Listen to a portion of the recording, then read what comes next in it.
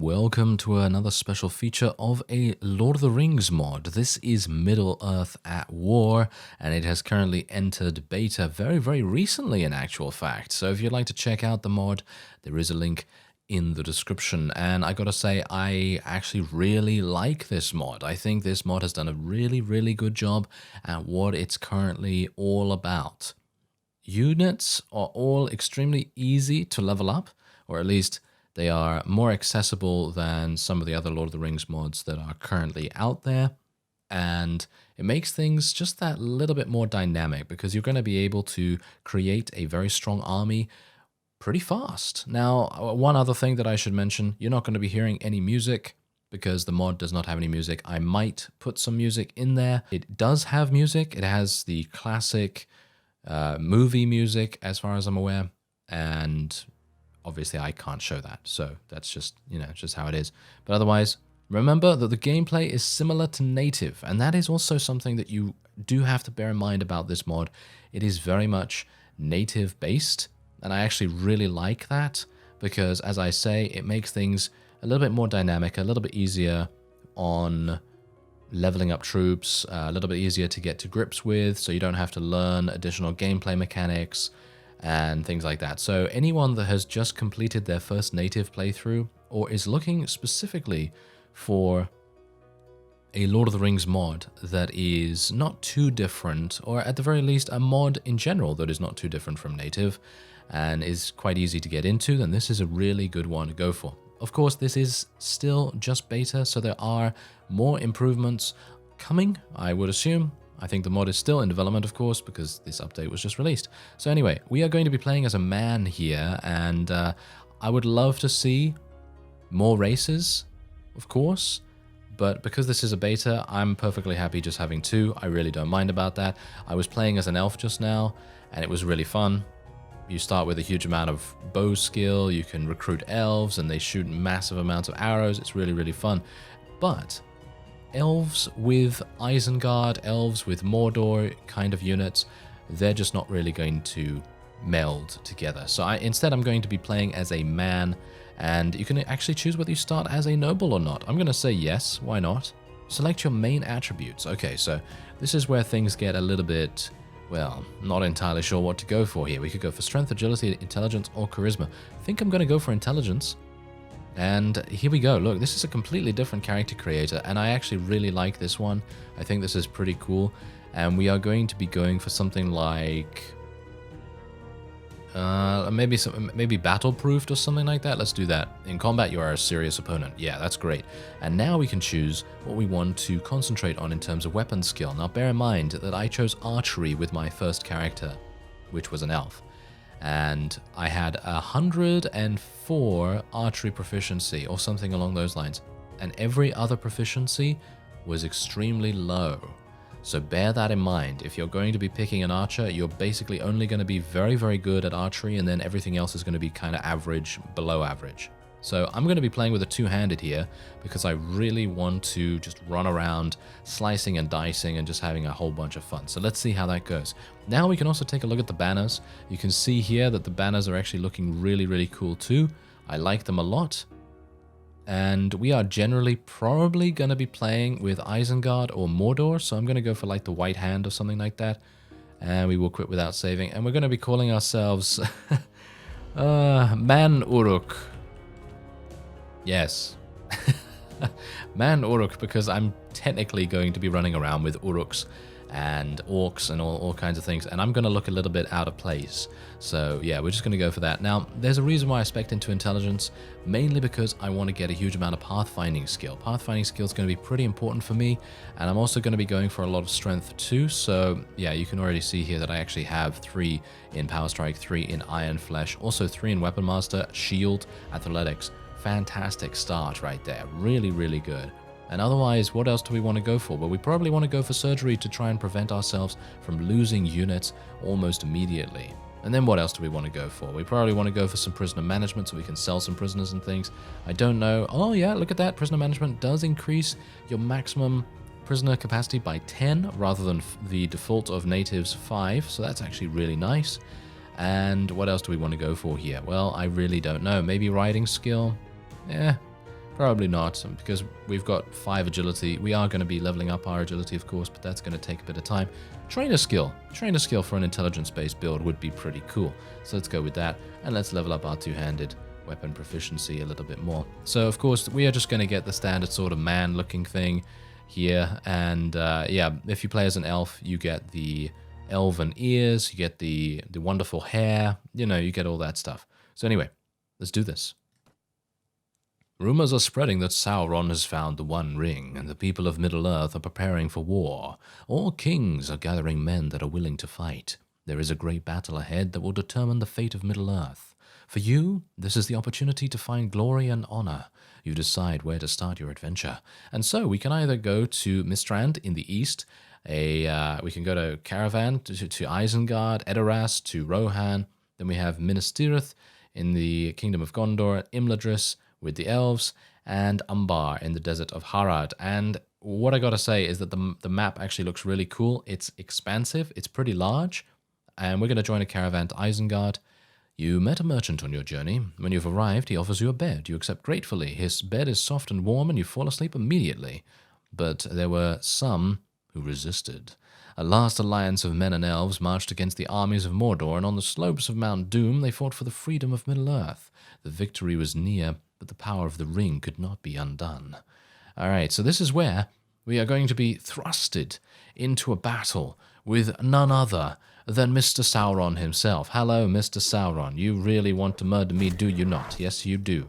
So let's try and be a bit careful here. I'm actually kind of surprised he's not attacking me with reckless abandon, because let me tell you, I actually killed Sauron on my elf because I just shot him in the face, like twice, and then a body shot or something like that, and then I was able to take him out. Now, I don't think I'm going to be able to do this here.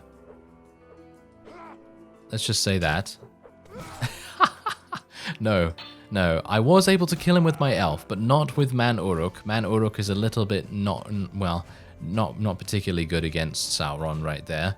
And it's actually kind of a testament to archery in that case, because archers, they apparently will be able to kill Sauron pretty easily. So where's Legolas when you need him in the movies, right? Well, yeah.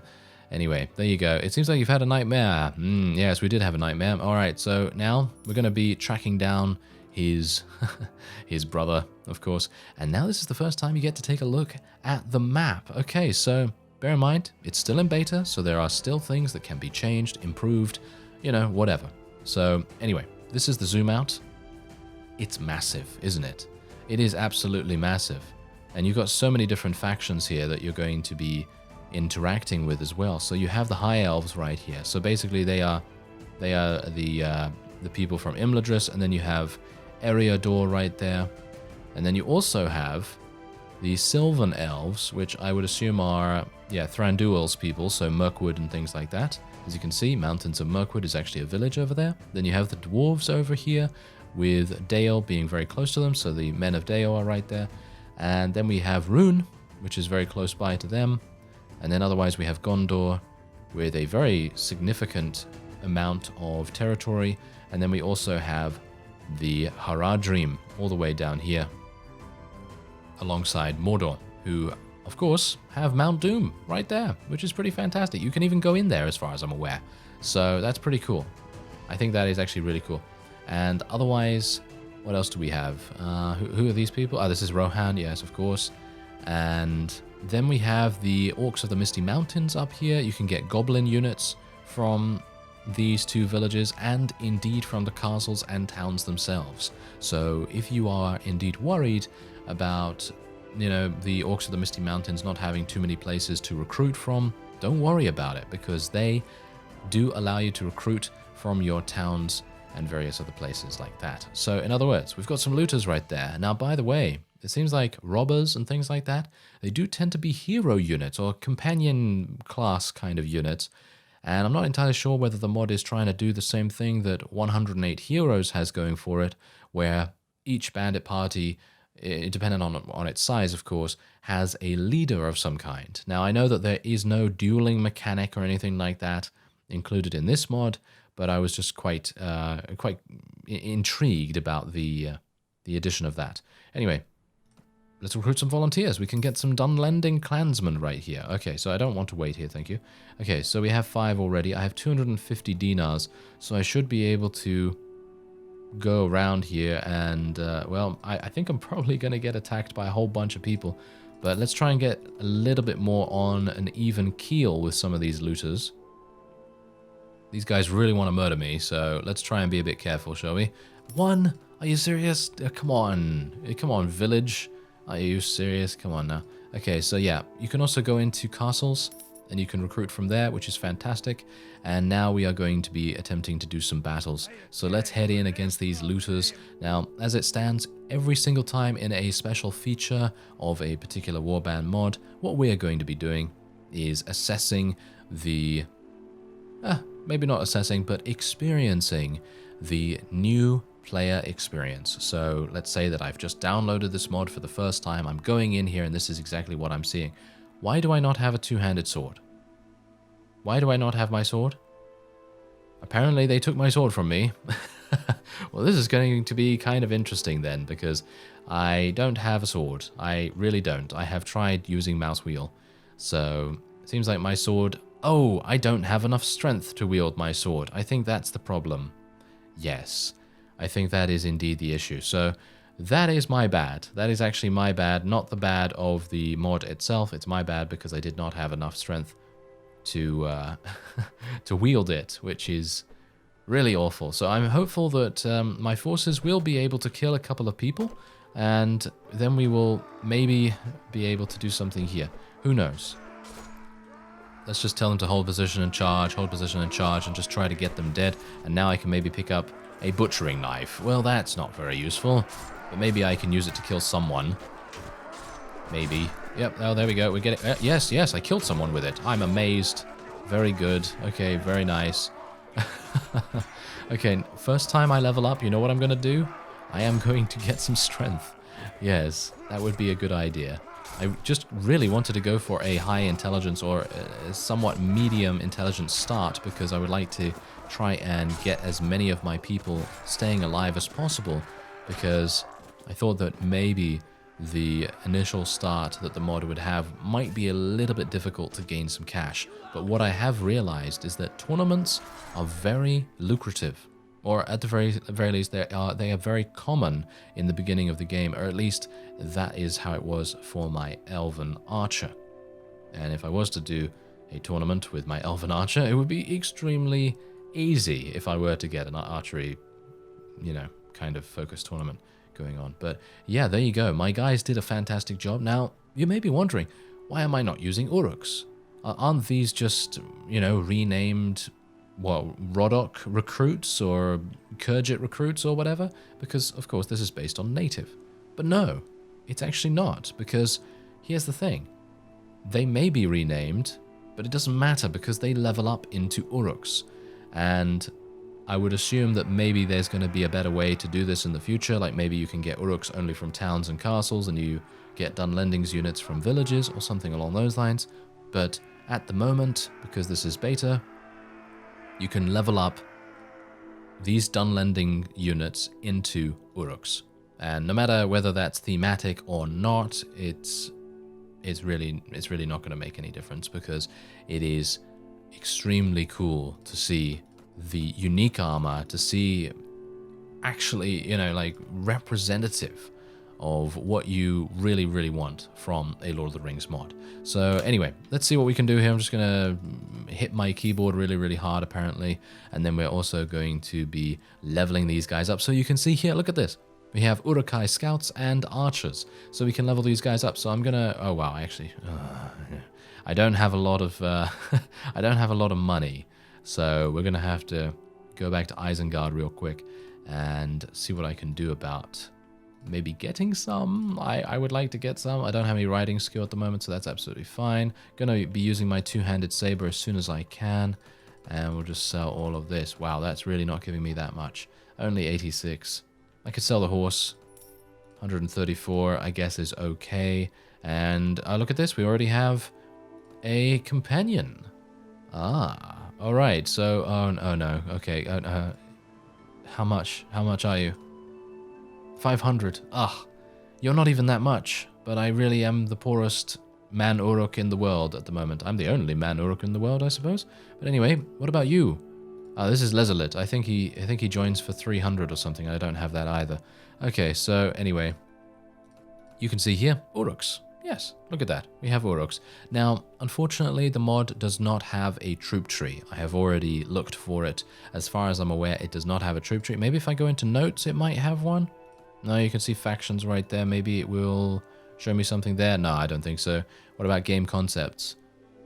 No, it's not going to give me anything there either. But anyway, the point is that I have checked the reports menu. As you can see right here, there is no troop tree, which is a shame because I think that would be really cool for me to be able to see all that stuff, but it's not really a big deal. It's just a personal preference thing on my part. Otherwise, let's get some Urukai archers, let's get some more scouts, and then we'll do some additional fighting. And I should level up my strength. As I said, that is really going to help us out, and let's get some more leadership just in case, and then we will head on. Now, the other little bit of a special feature that we are going to be doing as we progress through the episode is we're going to be attempting to do a siege. Now, you may be asking yourself, is there unique siege scenes?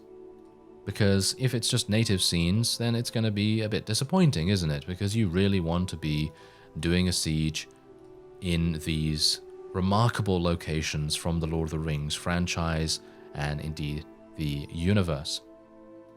But you don't have to worry. I did a siege against Isengard, and Isengard is represented exactly how you can see it on here.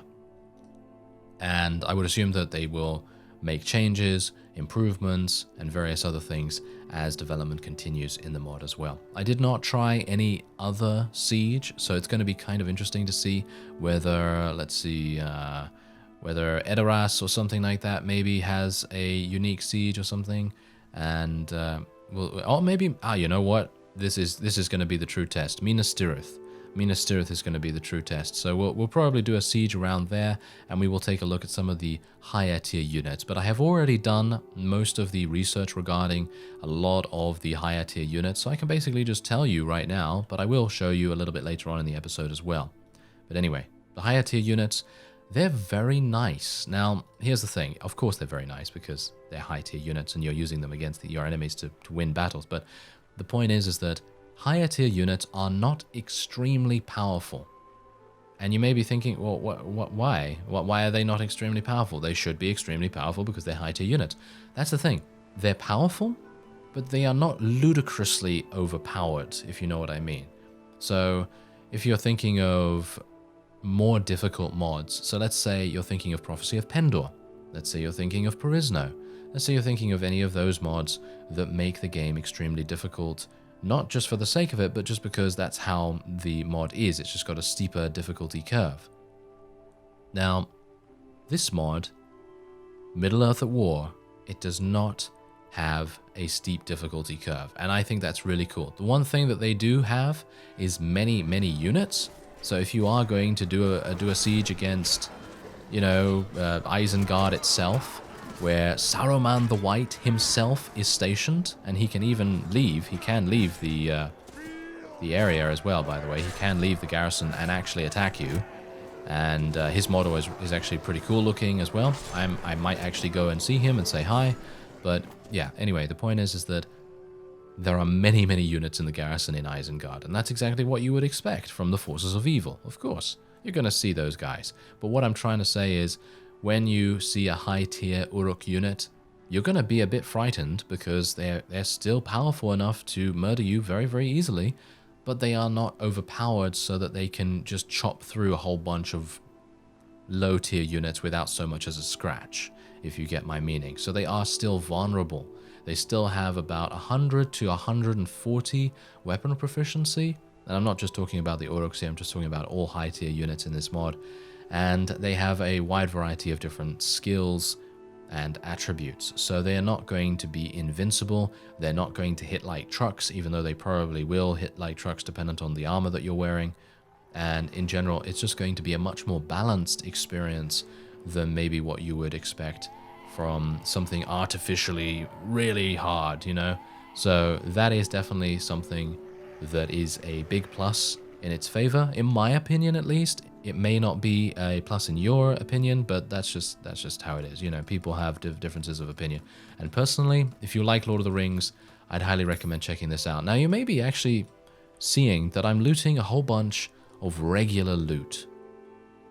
And yes, that's true. You know, I'm looting regular things. I'm looting regular items and stuff like that. And yeah, okay, you know, that's perfectly fine in my opinion for looters just to just have regular items. But if I go into the marketplace here, you can see that we have Berserker helmets. You have sturdy Berserker helmets, and you have Uruk-hai leather helmets and things like that, among all of the other default stuff. So dependent on what kind of character you want to play with, you can just decide what kind of armor you'd like to display yourself as. So for example, if you want to play a merchant, you know, some random merchant that maybe is you know, going to travel to the Shire and, you know, see Frodo or Bilbo or whoever, and then, you know, gets attacked by a bunch of orcs from Isengard and you know, just roleplay, you know what that's like.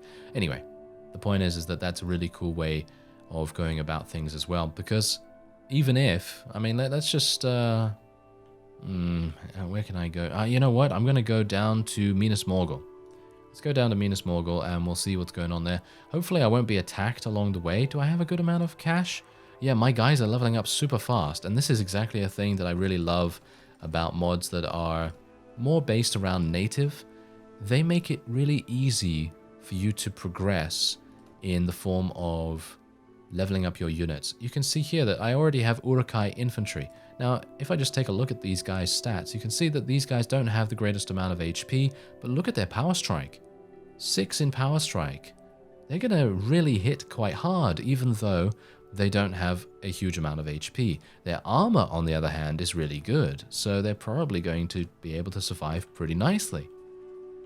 So, yeah, mods that are based on native, really quite fun to play them, because it makes it so that when you're trying to get high tier units, it's not going to take you an age, you know, it's not going to take you killing, I don't know, 500 units to get one level up for one of your units. It's not going to do that.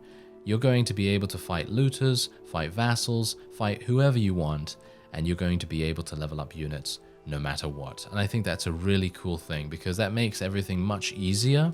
And I know that makes it easier in a maybe a way that a lot of people will not like, but the thing is, don't you want to get into these really cool sieges, these really cool battles and everything? I think that could be a really cool idea. So anyway, I like it. I like it a lot, and it's only beta. Isn't that amazing? It's only beta, and it's so good already. So anyway, let's go into Minas Morgul here, and we can actually take a walk around the streets. I don't know whether they've done the street scenes. No, they haven't done the street scenes. That's unfortunate, but not really a big deal. Who really goes into the streets unless you're just going to talk to the guildmaster? I think it would be cool if they do it, but of course it is still beta and still a work in progress. However, look at this. They got a whole bunch of orc helmets and orc skull helmets, Morannon armor, orc mail armor, and various other things right here. And I'd love to be able to buy... Wow, that looks really cool. I'd love to be able to buy some of that stuff, but not just yet. Anyway, I suppose, as you can see with the 1,723 enemies right there, I suppose what we're going to do is we're going to go and siege Minas Tirith. Alright, so just as I was gathering my forces for the upcoming siege, I decided to try out a tournament. Now, you may be thinking to yourself, okay, yeah, so this is just kind of like a standard sort of tournament arena and things like that. And yeah, you know, you'd be right about that, I suppose. However, the cool thing about it is that you can bet 500 dinars per round. And that is a pretty fantastic amount of cash, because you're going to be able to make so much money through tournaments by doing this, because betting 500 each time, you're probably going to get about 20,000, maybe something around, you know, that number, just winning one tournament. And because it's kind of on the native level of things, you're probably going to be able to win this relatively early on in the game as well. So you're probably going to be able to gain a suitable amount of cash to be able to buy maybe even 2 Weavery and Dyeworks. Who knows? Now, I've actually just come down here to, well, I've just ran through Mordor's territory, basically, just picking up as many orc units as I can get my hands on. And I've noticed something really interesting here. Mordor actually leads down into Harad, or no, actually not Harad, actually into Rune territory. Now this is actually really cool because basically you can't get out of here any other way. So if you start in Rune down here, or if you start in Umbar, for example, then you're going to be able to swing around and just go in through there. So if in the future of the mod, potentially, if you know, start as an Uruk or an Orc or something like that, and then you're immediately at war against Gondor, which is probably going to be the case, in, you know, many cases that's how it is, then you're going to be able to completely circumvent having to go through their territory, and you can just go straight in through allied territory, which I think is really nice. Ah, and another cool thing that I've actually just seen is that the engineering skill makes it so that if you have 10 in engineering, then you can basically construct ladders instantly.